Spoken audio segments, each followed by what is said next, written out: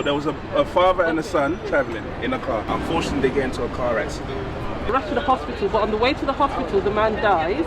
So then they rushed the boy into the surgery to see if they could save him. So the surgeon takes one look at him and says, I can't operate on this boy, he's my son. Who is the surgeon? I've heard this before, but I don't remember the answer. The boy? Other father? The surgeon could actually be the father. This is probably the hardest riddle I've ever had before. Change your hair, embrace it, and then just go out there to work. If they tell you to get out, leave the job, it's not the right job. Yeah. Could you tell us what you do, and then if you've had any situation at work regarding your hair? And sure, when I say situation, you know what I mean. I know what you mean by situation. Yeah, so I'm a software developer, have been for the last my entire career, 12 years. Oh, wow. Okay. And yeah, I think in terms of my hair, probably not really. I think that the most that's happened at work because of my hair has been people just asking me why it's changed, because when I change my hairstyles, they get really confused, or people get really confused. So I remember I had my hair in cane row once, and somebody was asking whether I shaved it and then shaved lines in between, and I was like, no, this is just my hair. So otherwise, nothing negative's happened. It's just been more curiosity, I suppose.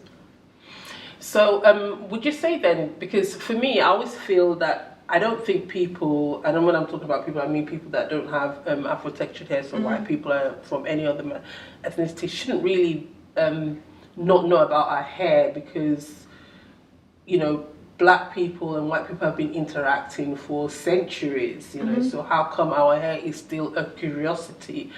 So maybe this is kind of like a leading question, but what's your take on representation when it comes to, first for black women generally, and then our hair? I think it varies. So all my friends, everybody I know, they all have natural hair. Oh wow. Okay. And they love their hair, they embrace themselves, they embrace who they are, and you know, they're very proud of being black women. Not that I think that changing your hair means that you're not. Like I think that anyone should be able to wear their hair however they like. And in reality, I think if someone's curious, that's okay, but have boundaries when you're curious as well, right? Break down now what you do for a job, because I want to understand. Just explain in the layest of lay terms what a software engineer does. Okay, so a software engineer tells a computer to do something and perform an action. So if you think of a website, a software developer would say, make the screen look like this, and that's what I would do. I would code it, and then that would happen. So I write code essentially, and then the computer responds to the sort of code that I write. So what is it like in the day of Charlene Hunter? A day in the life of Charlene Hunter. So I don't actually do that much development now. So at the moment I'm running Coding Black Females. Oh, tell me about that. So Coding Black Females is an organisation to get more black women into the tech industry and also support progression through it. So what I do now is essentially I put programs together, I think of what kind of courses we need in the community, create mentoring programs, that sort of thing. So that's what my days look like now. When I get to have days where I do software development, it's essentially, sometimes it's music on and I'm just coding, and it's where I'm happiest. I'm my happiest when I'm sat there and I'm building something. It's fantastic. Sure, and lots of black women have spoken to me ever since I started Project Embrace, you know, about being uncomfortable or anxious about, you know, their natural hair in the workplace. So for someone like you who has embraced your natural hair for a long time, you know, who's proud of who you are, proud of your heritage, what would you say to women like that who feel anxious? So they want to embrace their natural hair, but they feel that because, you know, there's the narrative that natural hair is not suitable for the workplace. What would you tell them, or what kind of advice would you give? Or maybe, I don't know if you've ever been in that situation. Is there was a way that you handled it? I don't think I've been in that situation.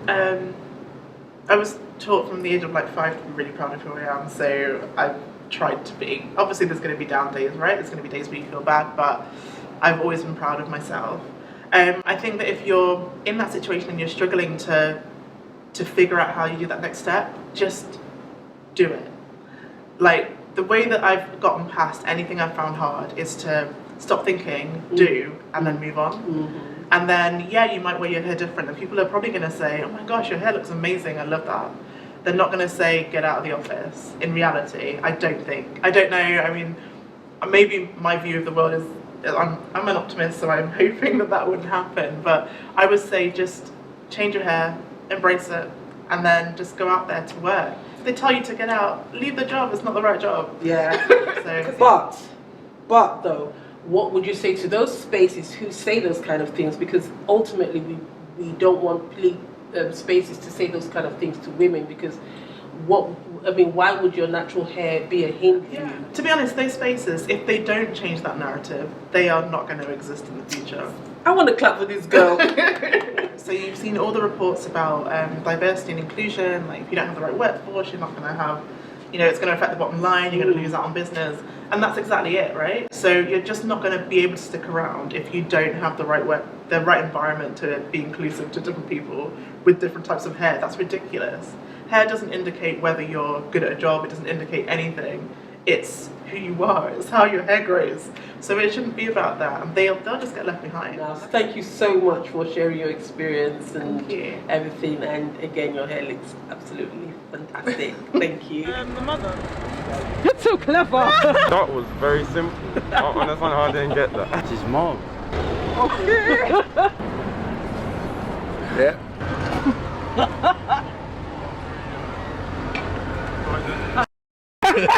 You got me, okay.